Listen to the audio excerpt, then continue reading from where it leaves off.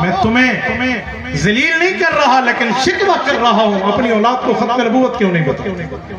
میں آپ کی عزت نفس پہ کوئی حملہ نہیں کر رہا لیکن اپنی اولاد کو ختم نبوت کیوں نہیں بتاؤ؟ میں مینار پاکستان گولڈن جوبلی جب گیا، اپنے بیٹوں اور بیٹیوں کو، چاہے وہ نابالغ کیوں نہیں تھے، انہیں بھی ساتھ لے گیا۔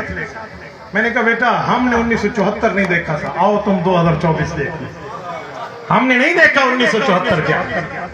میرے دوستو اس بنیاد پہ کہتا ہوں اپنی اولادوں کو بتاؤ گے نہیں بتاؤ؟ میں کل اس ٹائم سرگودا میں بات کر رہا تھا، 1,00,000 سے اوپر کا مجمع ہوتا ہے ہر سال وہاں پر عیدگاہ گراؤنڈ کی ختم نبوت کانفرنس میں۔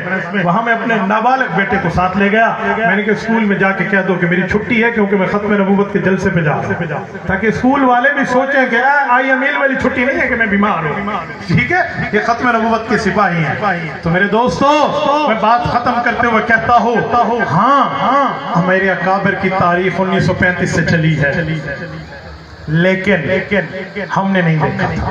پھر 1953 میں